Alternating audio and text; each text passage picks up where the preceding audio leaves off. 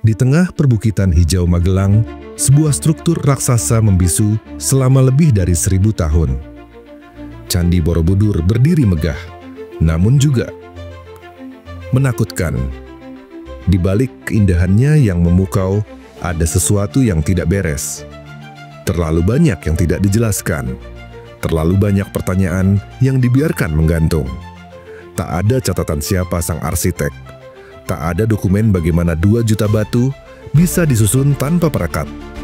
Tak ada yang tahu pasti mengapa lokasi ini dipilih.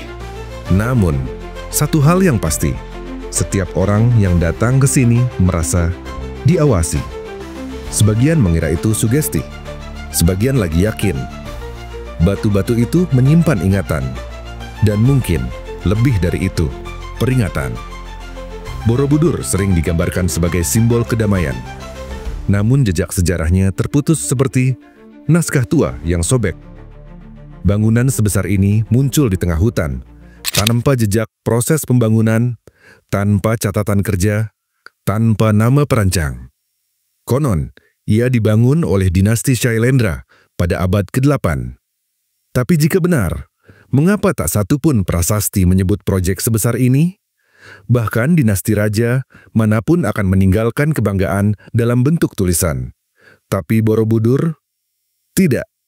Yang lebih aneh, keberadaannya sempat terlupakan. Tenggelam oleh hutan dan tanah selama berabad-abad, hingga ditemukan kembali oleh Thomas Stamford Raffles pada tahun 1814. Seolah alam mencoba menyembunyikannya. Dan manusia terus mencoba membongkar rahasia yang dikubur waktu. Tapi semakin digali, semakin terasa. Candi ini bukan milik zaman yang dikenal sejarah. Borobudur bukan sekadar bangunan visual. Ia juga beresonansi. Beberapa peneliti pernah mengukur frekuensi getaran di sekitar candi dan menemukan anomali. Nada-nada rendah yang hanya terdengar pada peralatan khusus, seolah candi ini memancarkan gelombang yang tak berasal dari dunia fisik biasa. Dan lebih aneh lagi, frekuensi itu berubah saat fajar dan senja. Beberapa menyebutnya fenomena alam. Tapi di antara spiritualis kuno, fenomena ini dikenal sebagai nada penjaga. Sebuah suara tak terdengar yang dikatakan digunakan untuk menjaga sesuatu tetap tertidur. Suara yang tak bisa kita dengar, tapi bisa dirasakan oleh tubuh. Getaran halus yang mengguncang naluri, mengirim sinyal ke otak purba manusia. Jangan ganggu ini. Borobudur memiliki ribuan relief, tapi ada satu area yang tidak boleh dilihat oleh mata awam. Relief bagian bawah yang dikenal dengan nama Karma Wibhanga, lukisan kehidupan, dosa, dan penderitaan, ditutupi oleh batu-batu yang membungkam kisahnya. Mengapa ditutup? Versi resmi menyebut itu karena terlalu vulgar atau terlalu rumit secara arsitektural. Tapi di antara bisik-bisik mistis, alasannya jauh lebih gelap. Relief ini bukan hanya menggambarkan perbuatan manusia, tapi juga menunjukkan sesuatu yang disebut sebagai entitas penggoda dari masa awal. Simbol-simbol yang tak lagi diajarkan dalam agama modern. Seolah Borobudur menyimpan bukan hanya cerita, tapi juga peringatan visual yang sengaja dikaburkan demi keselamatan mereka yang tak siap memahami. Puncak Borobudur ditandai oleh sebuah stupa besar, tertutup rapat tanpa pintu atau jendela. Di dalamnya, sesuatu pernah ditemukan. Sesuatu yang tak pernah dipublikasikan ke publik. Pada 1983, struktur itu sempat dibuka oleh tim pemugaran. Tapi setelahnya terjadi hal ganjil. Laporan dihentikan, rekaman tak lagi tersedia, dan stupa ditutup kembali. Sejak itu, tak ada yang boleh menyentuhnya. Seolah ada perintah tak tertulis. Biarkan ia terkunci. Masyarakat sekitar punya istilah, batu penjaga gerbang. Bukan karena bentuknya, tapi karena kepercayaan lama. Bahwa batu itu menyegel pintu ke tempat lain. Tempat yang tidak boleh dibuka. Tempat yang sekali terbuka, tidak akan bisa ditutup kembali. Borobudur mungkin dibangun sebagai lambang pencerahan. Tapi, ada kemungkinan lain yang lebih mengerikan. Ia bukanlah menara cahaya, melainkan penjara yang menyimpan kegelapan kuno. Sejarah konvensional menyebut nama besar. Dinasti Shailendra, raja-raja agung penganut Buddha Mahayana yang pernah memerintah tanah Jawa sekitar abad ke-8. Merekalah yang diyakini memerintahkan pembangunan Borobudur. Namun, catatan sejarah tentang dinasti Shailendra sangat terbatas. Nama mereka muncul dalam prasasti, tapi tidak pernah secara eksplisit menyebutkan proyek sebesar candi ini. Tak ada paparan tentang perencanaan, tak ada pujian terhadap arsitek, hanya potongan-potongan gelap, seperti bayangan yang enggan memperlihatkan wujudnya. Sungguh aneh, karena dalam budaya kerajaan, membangun monumen seperti ini adalah bentuk keabadian.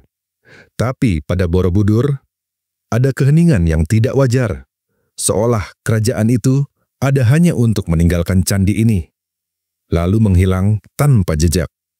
Borobudur bukan dibangun dari bata biasa. Ia terdiri dari lebih dari 2 juta balok andesit, batu vulkanik padat dan keras, ditumpuk dengan presisi nyaris sempurna.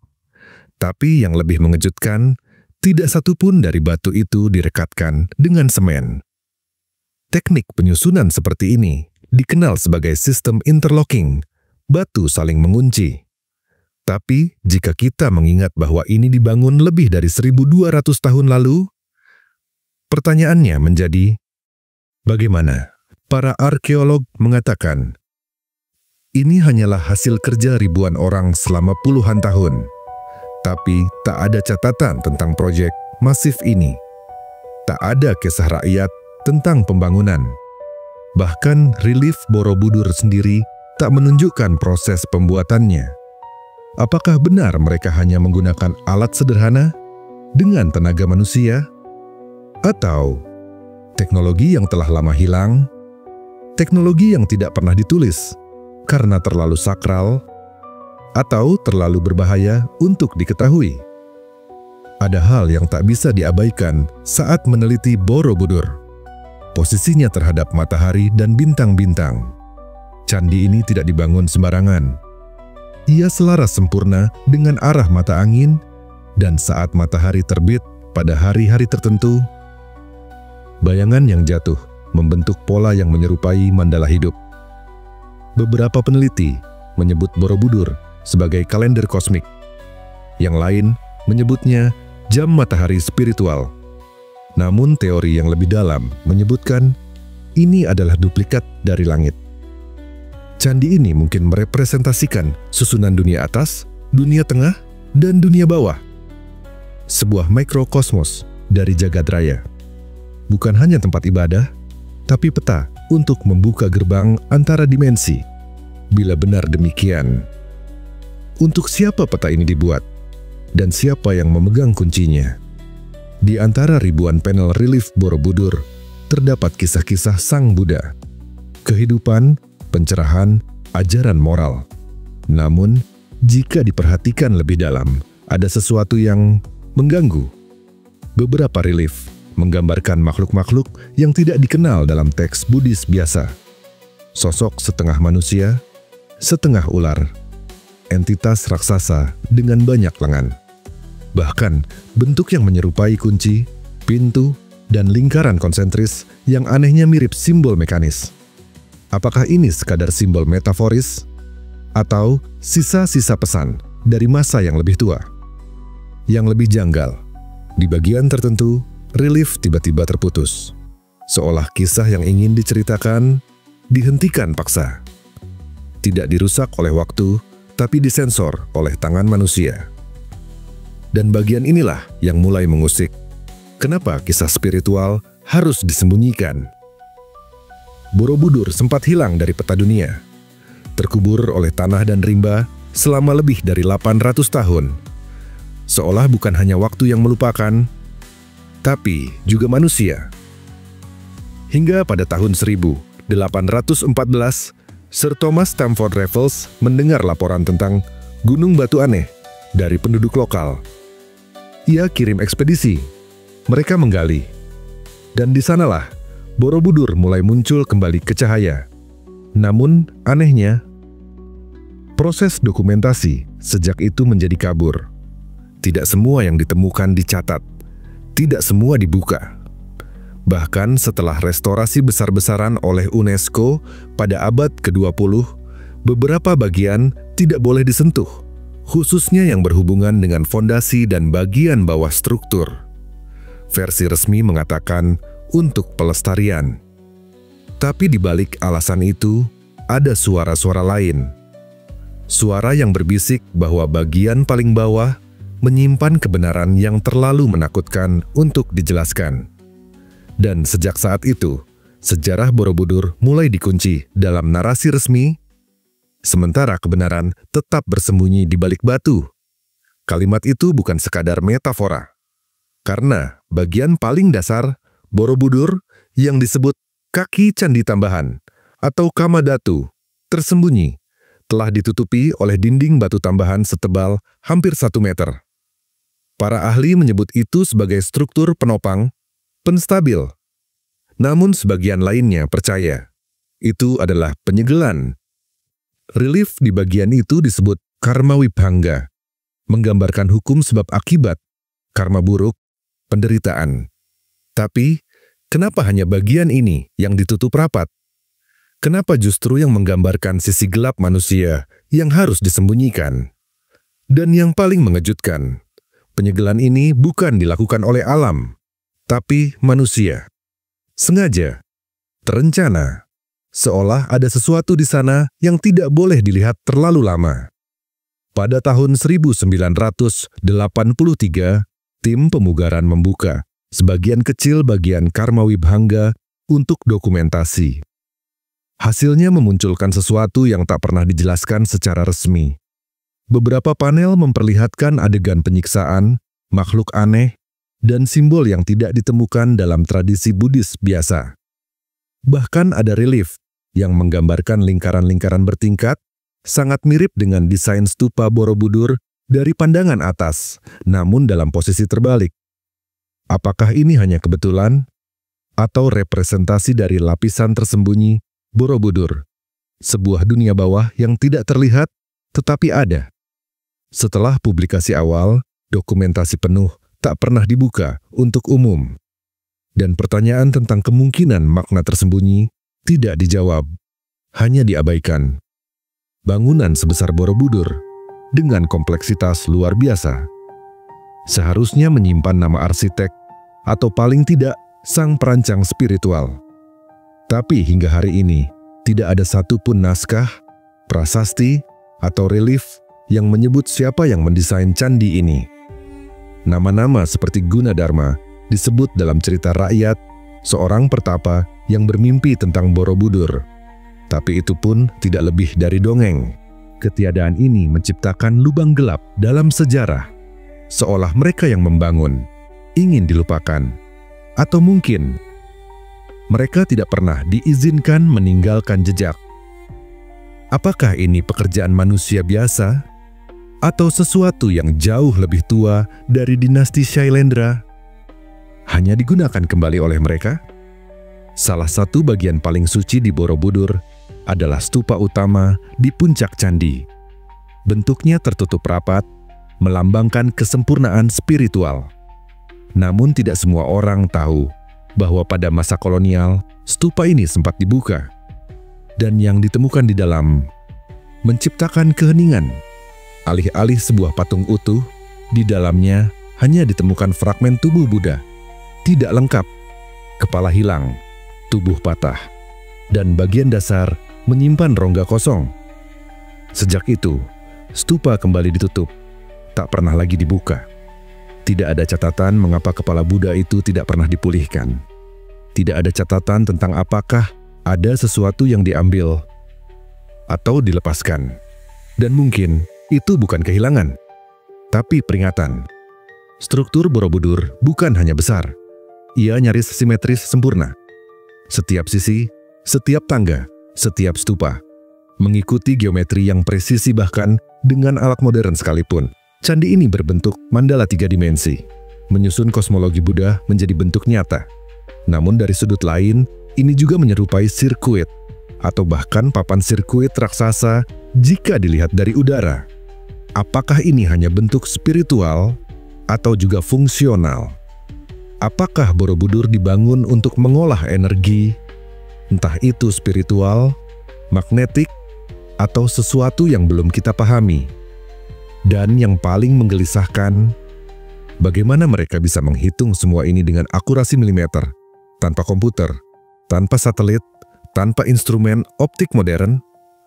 Secara filosofis, Borobudur menggambarkan 3 dunia dalam kosmologi Buddha: Kamadhatu, nafsu; Rupadhatu, bentuk; dan Arupadhatu, tanpa bentuk. Namun jika ditelusuri lebih dalam, transisi dari satu tingkat ke tingkat lain di Borobudur terasa tidak hanya simbolis, tapi nyata. Seolah kita memang sedang bergerak di antara 3 lapisan realitas. Beberapa peneliti spiritual mengklaim saat seseorang bermeditasi di posisi tertentu, mereka bisa melihat sesuatu yang tidak terlihat oleh mata biasa. Apakah Borobudur bukan hanya menggambarkan 3 dunia, tetapi menjadi jembatan di antaranya? Dan jika itu benar, di mana pintunya? Pada tahun 1990-an, dilakukan pengukuran terhadap medan magnetik di area Borobudur. Hasilnya tidak diumumkan secara luas, tapi bocoran dari teknisi menyebutkan ada anomali frekuensi, getaran mikro yang konstan meskipun tidak ada aktivitas seismik. Fluktuasi yang tidak bisa dijelaskan dengan geologi biasa. Beberapa orang mengaitkan ini dengan resonansi energi. Bahkan ada yang percaya bahwa jika frekuensi ini diubah atau terganggu, sesuatu akan terbangun. Apakah ini alasan mengapa banyak area di Borobudur dilarang dieksplorasi terlalu dalam? Saat berdiri di tengah lapangan Arupadhatu, sebagian pengunjung mengaku mendengar gaung aneh, bahkan bisikan samar saat angin berhembus. Tes akustik menunjukkan bahwa suara bisa terpantul dalam pola yang tidak biasa, terkadang menciptakan efek suara balik yang tidak sinkron. Apakah ini hanya permainan batu dan angin? Atau, seperti dalam legenda lama, Borobudur memang dirancang bukan hanya untuk dilihat, tapi untuk didengar. Dan mungkin suara-suara itu bukan milik kita. Dalam wawancara off the record dengan beberapa penjaga malam Borobudur, muncul kisah-kisah yang tak pernah masuk media. Beberapa mengaku melihat cahaya yang tidak berasal dari alat modern, bergerak pelan di atas candi. Ada yang mengatakan mereka mencium aroma dupa tua, mendengar langkah kaki dari arah relief Karmawibhanga, padahal area itu tertutup. Dan yang paling menyeramkan, mimpi berulang tentang gerbang besar yang tertanam di dasar candi, dijaga oleh sosok berselubung, yang hanya menatap dan menunggu. Borobudur adalah warisan dunia, situs suci, kebanggaan bangsa. Namun dari semua hal yang diketahui publik, lebih banyak lagi yang tak pernah diberitakan. Relief yang hilang, penemuan yang dikunci, dokumentasi yang tidak dibagikan, foto-foto dari zaman kolonial yang menghilang, bahkan larangan eksplorasi menggunakan teknologi radar menembus batu, tanpa alasan jelas. Semua ini mengarah pada satu pertanyaan besar. Apa yang sebenarnya disembunyikan oleh Borobudur? Dan siapa yang memastikan rahasia itu tetap terkubur? Dari pertanyaan itu, lahir sebuah teori yang terlalu gila bagi sejarah, namun terlalu konsisten untuk diabaikan. Bahwa Borobudur dibangun bukan sebagai tempat ibadah biasa, melainkan sebagai penjara kuno. Bukan untuk manusia, tapi untuk entitas, energi, atau kesadaran lain yang tidak boleh terlepas ke dunia ini. Dalam banyak tradisi Nusantara kuno, dikenal kepercayaan tentang segel bumi, tempat-tempat yang mengurung kekuatan besar demi menjaga keseimbangan dunia. Gunung, danau, gua, bahkan candi. Dan Borobudur dengan posisi pusat, bentuk spiral, dan struktur berlapis seperti kunci, terlalu sempurna untuk sekadar monumen. Beberapa ahli spiritual bahkan menyebut Borobudur sebagai cakra bumi, titik di mana energi dunia berkumpul dan disalurkan, dan jika dikacaukan akan menimbulkan resonansi destruktif. Mereka percaya yang dikurung bukan sekadar kekuatan, tapi kesadaran purba yang pernah mengguncang dunia. Menariknya, teori ini bukan hanya muncul dari akademisi alternatif atau praktisi esoterik. Bahkan, kisah rakyat lokal mengisyaratkan hal yang sama. Di beberapa desa sekitar Borobudur, ada cerita lama tentang penjaga candi yang tidak terlihat. Sosok-sosok tinggi berjubah gelap yang hanya muncul saat malam bulan mati. Mereka disebut sebagai bayangan tertambat, penunggu gerbang yang disegel. Dalam versi lain, disebut bahwa Borobudur dulunya adalah penutup lubang ke dunia lain. Lubang itu bukan jurang fisik, melainkan portal energi yang muncul ketika manusia mulai bermain dengan kekuatan yang bukan miliknya. Orang-orang tua dulu berkata, "Jangan mendekat ke tengah saat malam hari. Jangan duduk diam di batu-batu itu terlalu lama, karena kamu mungkin mendengar nama yang seharusnya tak pernah disebut." Cerita-cerita ini dianggap mitos. Namun anehnya, disampaikan dari generasi ke generasi dengan nada serius, bukan dongeng. Dan semakin banyak kisah yang serupa di tempat lain di dunia. Saat kita membandingkan Borobudur dengan situs-situs kuno lain di dunia, muncul pola yang aneh, namun mencengangkan. Angkor Wat di Kamboja, misalnya, juga menggambarkan kosmologi dunia dalam bentuk mandala. Dibangun dengan teknik luar biasa, menghadap bintang-bintang, dan diduga menyimpan makna lebih dari sekadar tempat suci. Piramida di Mesir selama berabad-abad dianggap makam, namun kini banyak yang percaya bahwa ia lebih mirip alat atau penanda. Bahkan, penyegel frekuensi untuk mencegah kekuatan tertentu bangkit. Semua struktur ini memiliki kesamaan desain meski dipisahkan ribuan kilometer dan budaya. Apakah semua ini hanya kebetulan? Atau mungkinkah di masa lalu manusia pernah bekerja sama secara global, bukan untuk membangun, tapi untuk menutup sesuatu? Jika Borobudur adalah salah satu kunci, maka pertanyaannya sekarang bukan hanya tentang siapa yang membangunnya, tetapi apa yang sedang mereka tahan. Dan berapa lama segel itu bisa bertahan? Pertanyaan ini membawa kita pada bukti-bukti fisik dan fenomena nyata yang selama ini terabaikan atau sengaja tidak dibicarakan. Salah satu hal paling membingungkan adalah anomali medan magnetik di sekitar struktur candi. Dalam pengukuran tertentu, ditemukan bahwa medan magnetik di sekitar stupa pusat mengalami fluktuasi halus, tidak konsisten dengan struktur batuan alami di wilayah tersebut. Seakan ada pusat energi diam-diam yang berdenyut di bawah permukaan. Beberapa peneliti independen bahkan melaporkan bahwa perangkat elektronik sederhana, kompas, perekam audio, hingga alat pengukur suhu, kadang berfungsi tidak normal saat didekatkan ke titik-titik tertentu di candi. Namun yang paling mencurigakan bukan sekadar keanehan alat, tapi larangan-larangan eksplisit maupun implisit yang muncul saat seseorang mencoba menyentuh struktur paling inti dari Borobudur, stupa pusat di puncaknya. Bagian ini, yang disebut sebagai mahkota candi, pernah dibuka pada pertengahan abad ke-20 oleh tim arkeologi. Namun tak lama setelah itu, penelitiannya dihentikan dan bagian tersebut kembali ditutup. Hingga kini, tidak ada dokumentasi publik yang membahas secara rinci apa yang ditemukan di dalamnya. Mengapa? Mereka yang terlibat dalam eksplorasi candi, baik secara resmi maupun tidak resmi, kadang membawa pulang cerita yang jauh dari nalar. Salah satu arkeolog lokal pernah bercerita, dalam kondisi anonim, bahwa timnya mendengar dengungan rendah saat berada di dalam relung candi, khususnya dekat relief yang tersembunyi. Bukan suara angin, bukan suara binatang, tapi frekuensi konstan seolah-olah batu itu bernapas.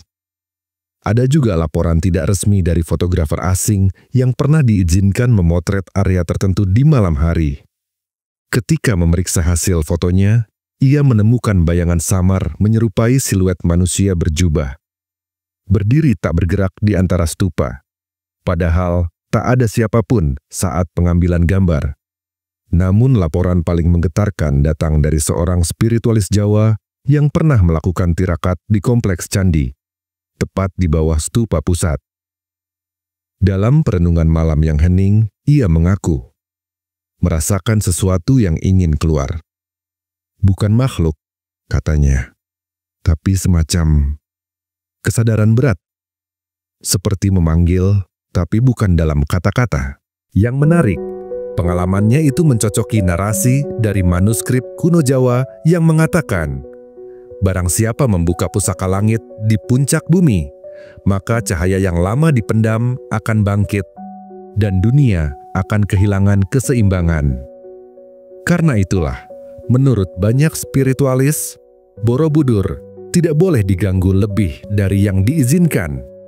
Bukan karena tradisi, tapi karena ia dijaga. Bukan oleh manusia. Kalimat itu bukan sekadar penutup mistis. Ia adalah pembuka pintu menuju teori yang lebih liar, namun perlahan mendapat tempat. Bahwa Borobudur mungkin bukan dibangun oleh manusia. Era dinasti Syailendra, atau setidaknya bukan sepenuhnya.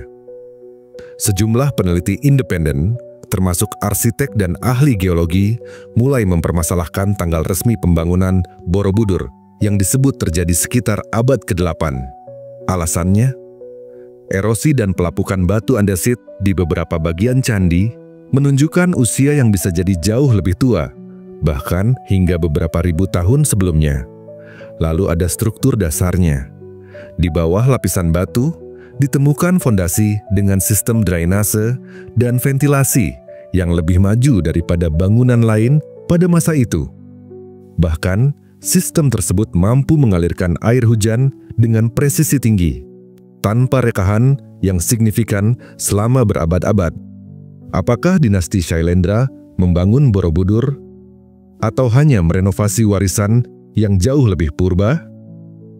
Dalam kisah berbagai bangsa, ada satu peristiwa yang selalu muncul dalam bentuk berbeda. Banjir besar. Dari kisah Nabi Nuh di Timur Tengah, Deukalion di Yunani, hingga kisah Bahatara Guru yang menenggelamkan daratan dalam mitologi Nusantara, selalu ada narasi tentang peradaban besar yang tenggelam. Teori kontroversial yang dikenal sebagai Atlantis Nusantara menyebut bahwa wilayah Asia Tenggara, khususnya Sundalan, dulunya adalah rumah bagi peradaban maju yang hilang karena kenaikan air laut ribuan tahun lalu. Borobudur, dalam konteks ini, dianggap sebagai jejak peninggalan dari peradaban tersebut. Mungkin bukan satu-satunya, tapi salah satu yang berhasil bertahan karena dibangun di wilayah tinggi, bukit di Magelang. Beberapa bahkan membandingkan struktur Borobudur dengan piramida Mesir, Machu Picchu, dan Angkor Wat. Semuanya mengandung geometri suci, orientasi astronomis, dan presisi teknik yang untuk zamannya tak masuk akal. Mungkinkah Borobudur adalah bagian dari jaringan global peradaban kuno yang tersebar sebelum sejarah resmi kita dimulai? Borobudur dibangun tanpa semen. 2 juta lebih balok batu disusun, dikunci, dan saling menopang dengan presisi luar biasa. Bahkan gempa bumi besar pun tak menggoyahkan strukturnya selama lebih dari 1000 tahun. Apakah ini sekadar bukti kecermatan teknik tradisional? Atau apakah mereka menggunakan teknologi yang belum kita pahami? Beberapa peneliti spekulatif bahkan mengajukan ide bahwa batu-batu itu dilunakan menggunakan teknik resonansi suara atau gelombang ultrasonik, memungkinkan mereka menyatu tanpa perekat. Teori ini didasarkan pada kesamaan spekulatif dengan teknik di Peru dan Mesir, di mana batu-batu raksasa juga disusun tanpa celah. Lebih jauh lagi, dalam struktur Borobudur, tersimpan kode matematis dan kosmologis yang menggambarkan perjalanan spiritual manusia dari dunia nafsu, Kamadhatu, ke pencerahan, Arupadhatu. Tapi kode itu terlalu kompleks untuk sekadar simbol. Ia seolah disusun untuk memprogram kesadaran, bukan hanya menjadi tempat sembahyang. Apa sebenarnya fungsi Borobudur jika kita melepas kacamata sejarah resmi dan memandangnya sebagai alat spiritual berteknologi tinggi dari zaman yang hilang? Pertanyaan itu menggema, tidak hanya di benak para peneliti alternatif, tapi juga para pengamat budaya. Namun ketika dorongan untuk meneliti lebih dalam muncul, tanggapan resmi selalu bernada tegas. Tidak boleh. Pertanyaannya, kenapa? Ketika ditemukan kembali oleh Thomas Stamford Raffles pada tahun 1814, Borobudur nyaris tertimbun sempurna. Upaya restorasi dimulai perlahan, tapi baru pada tahun 1970-an, perhatian global benar-benar mengarah ke sana. Dan disinilah mulai terasa pergeseran kontrol. Restorasi besar-besaran Borobudur didanai dan dipimpin oleh pihak luar, termasuk UNESCO, Jepang, dan Belanda.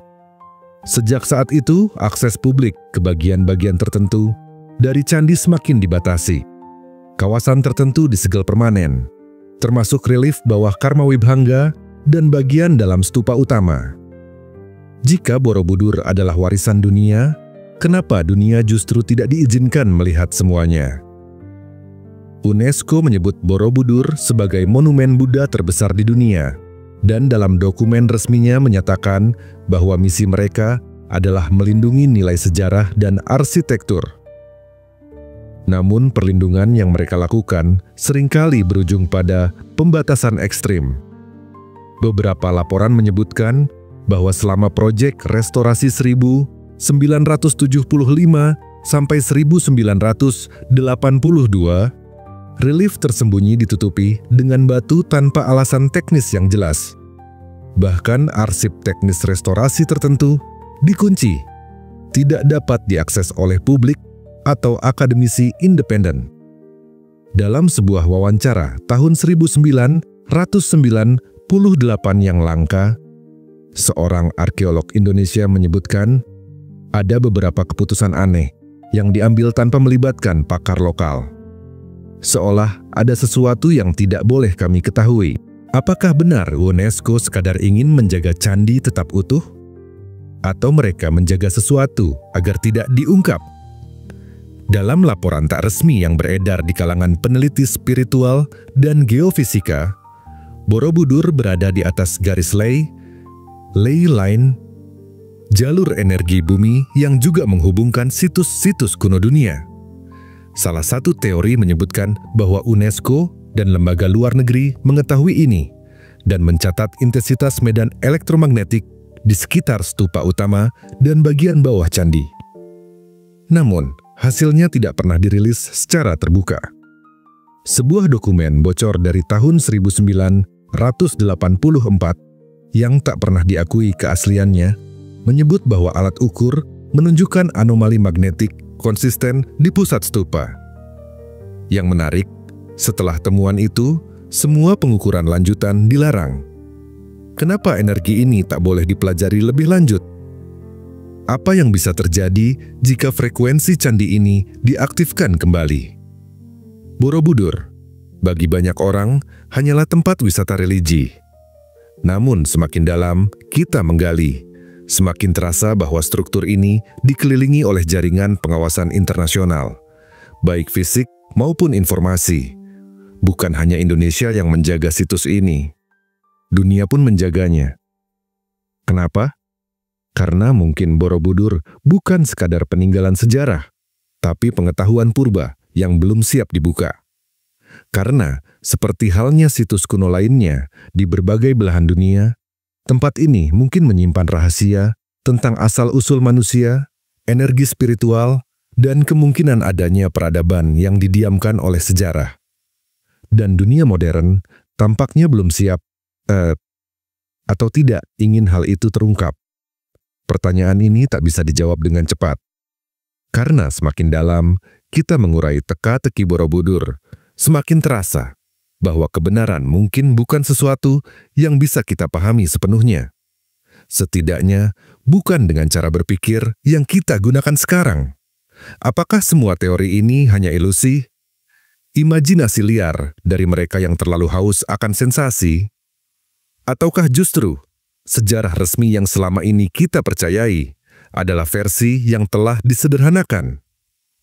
Banyak kisah besar dunia, dari legenda Troy yang dulu dianggap dongeng hingga keberadaan kota Dwaraka di India, yang awalnya ditertawakan, namun akhirnya ditemukan secara arkeologis.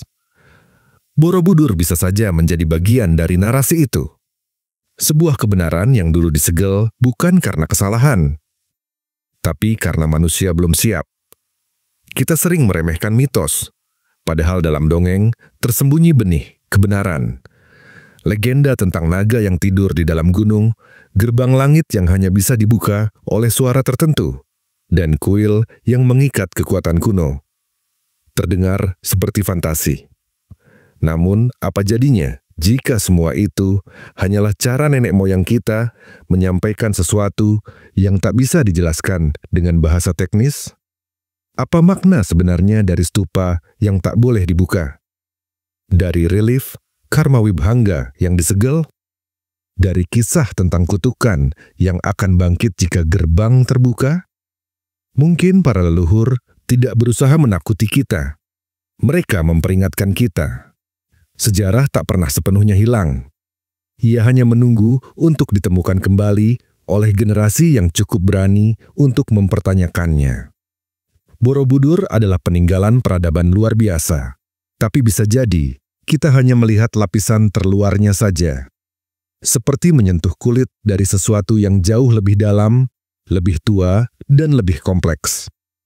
Ketika ilmuwan menolak meneliti lebih jauh karena tidak sesuai teori, dan pemerintah enggan membuka arsip karena mengganggu stabilitas, maka yang kita warisi bukanlah kebenaran, melainkan fragmen, serpihan cerita yang tak lengkap.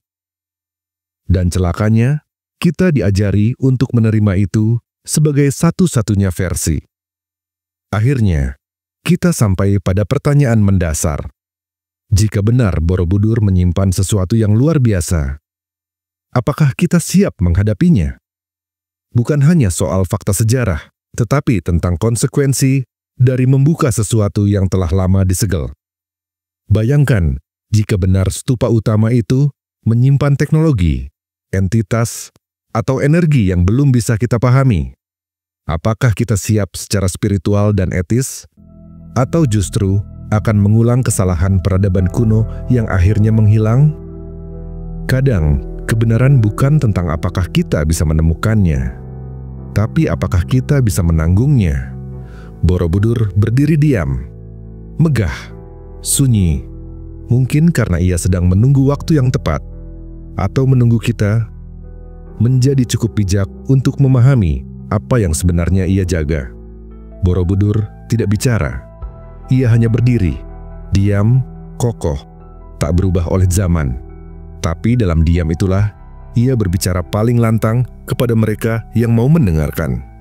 Setiap balok batu di tubuhnya bukan sekadar struktur arsitektur, tapi kode, simbol, isyarat. Ratusan tahun telah berlalu, namun pertanyaan paling dasar belum juga terjawab. Apa sebenarnya tujuan dari candi ini? Semakin banyak yang mencoba menjelaskan, semakin dalam pula misterinya menyeret kita masuk. Borobudur bukan tempat untuk dijawab. Ia adalah tempat untuk ditanya. Dan kadang justru dari pertanyaan itulah kita menemukan sesuatu yang lebih besar dari jawaban.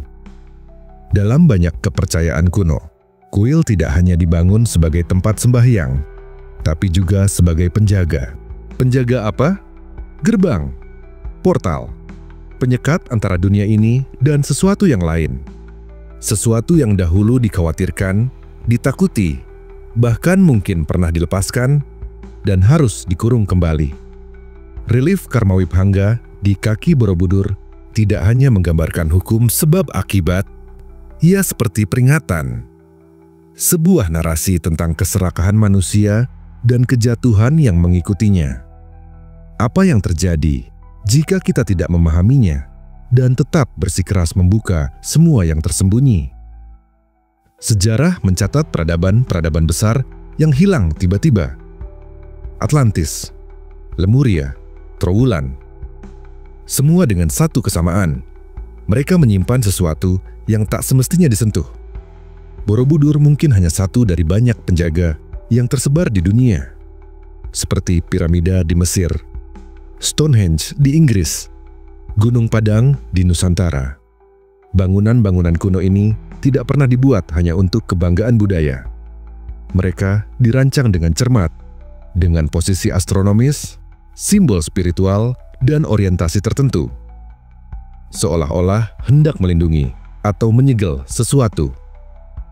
Dan sekarang, ketika manusia modern mulai menggali semuanya dengan arogansi ilmiah dan ambisi teknologi, retakan kecil mulai muncul. Bukan di batu-batu itu, tapi di tirai antara dunia kita dan sesuatu yang telah lama dikurung. Pertanyaannya bukan lagi, apakah kita akan menemukannya, tapi apakah kita bisa menahannya? Jika ia kembali, visual terakhir dalam pikiran kita, kamera lambat menyusuri permukaan batu candi yang penuh lumut, lalu berhenti di stupa utama yang selama ratusan tahun tidak pernah dibuka kembali. Dalam sunyi, ada sesuatu yang terasa hidup. Narasi terakhir bergema. Borobudur mungkin hanyalah sebuah candi di mata sejarah, tapi bisa jadi ia adalah gerbang. Gerbang yang menjaga sesuatu yang dunia belum siap untuk hadapi. Layar menghitam. Lalu muncul satu kalimat dalam bisikan. Beberapa rahasia memang diciptakan untuk tidak dibuka. Terima kasih telah mendengarkan kisah ini sampai selesai. Semoga teman-teman semua terhibur dan menyukainya. Jika teman-teman ingin mendengar kisah-kisah menarik lainnya, jangan lupa untuk like, komen, dan subscribe. Dukung terus channel ini agar lebih berkembang dan memberikan konten-konten menarik lainnya. Labirin Kisah.